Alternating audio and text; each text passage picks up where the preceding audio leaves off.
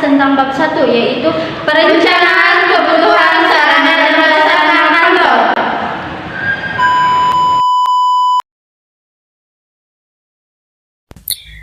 Di sini saya akan menjelaskan tentang perencanaan kebutuhan sarana dan prasarana.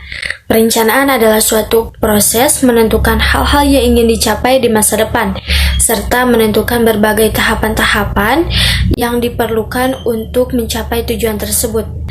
Tujuan suatu organisasi tidak akan tercapai jika tidak menentukan perencanaan terlebih dahulu. Dan perencanaan kebutuhan sarana dan prasarana kantor adalah proses yang mempertimbangkan segala bentuk sarana dan prasarana kantor yang dibutuhkan yang dapat menunjang kegiatan-kegiatan operasional dalam pengadaan, pengelolaan, perorganisasian, dan pengendaliannya.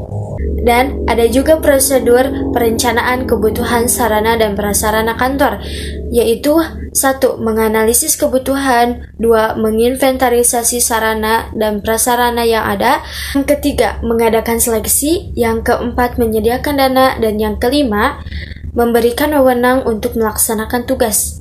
Dan Dejati Julia Triarsa menyebutkan 5 syarat perencanaan yang baik. 1. Berdasarkan alternatif, 2. Realistis, 3. Ekonomis, 4. Fleksibel, dan yang kelima yaitu rencana harus dilandasi partisipasi. Di sini saya akan menjelaskan analisis kebutuhan sarana dan prasarana. Analisis kebutuhan sarana dan prasarana adalah suatu kegiatan mempelajari dan mengamati apa yang menjadi kebutuhan instansi pada masa sekarang dan masa yang akan datang. Oleh karena itu, kebutuhan sarana dan prasarana harus dilaksanakan agar pihak manajemen memberikan sarana dan prasarana yang dibutuhkan oleh instansi. Manajemen di perkantoran perlu menentukan jenis, spesifikasi, dan jumlah alat dengan rumus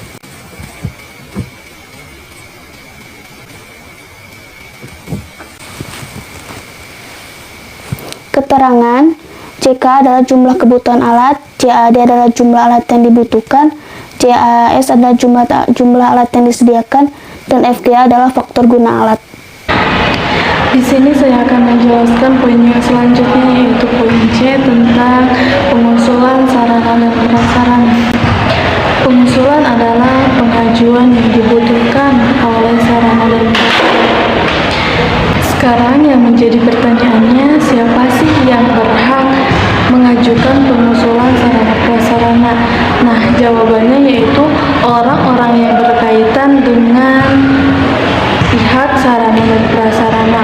Contohnya seperti sekretaris sedang membutuhkan satu lemari. Nah, sekretaris tersebut diharuskan segera lapor kepada pihak sarana dan prasarana, dan pihak sarana prasarana akan melaporkan kepada pimpinan. Selanjutnya, hal-hal yang harus diperhatikan dalam pengusulan sarana dan prasarana.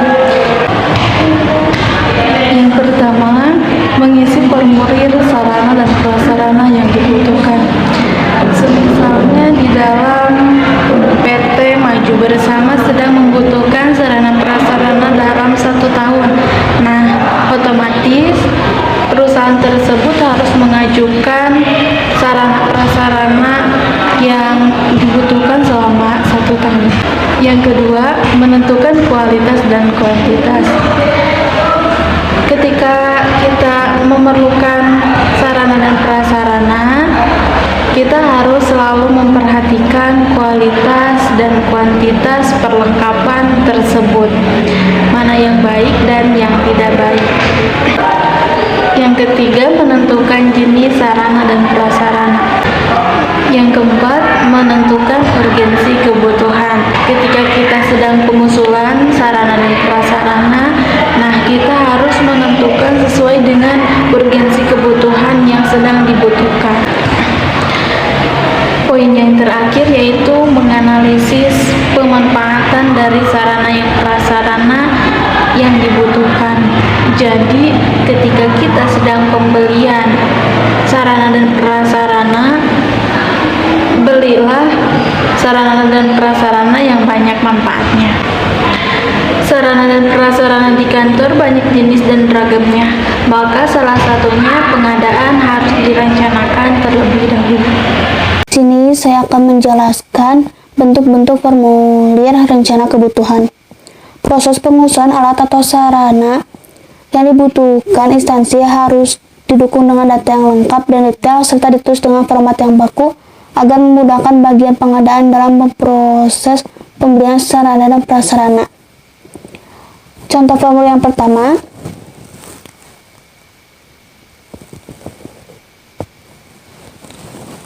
formulir ini biasanya digunakan untuk mengadakan barang yang nantinya akan tersertifikasi rinci agar tidak terjadinya kesalahan dalam pembelian.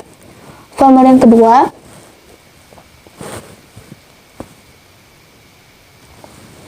formulir ini biasanya digunakan untuk mengisi jenis kendaraan yang dibutuhkan oleh suatu perusahaan.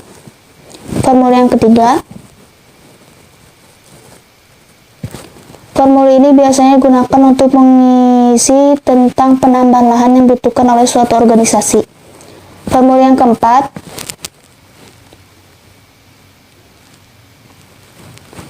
formulir ini biasanya digunakan oleh pegawai untuk merencanakan secara rinci jenis barang atau alat yang dibutuhkan. Formulir yang kelima, yang terakhir, formulir ini biasanya digunakan dan diisi untuk mengetahui tentang ketersediaan alat atau sarana dengan kebutuhan alat atau sarana yang nantinya akan diusulkan. Thank you for watching. Semoga video yang telah kalian tonton bisa memberikan manfaat.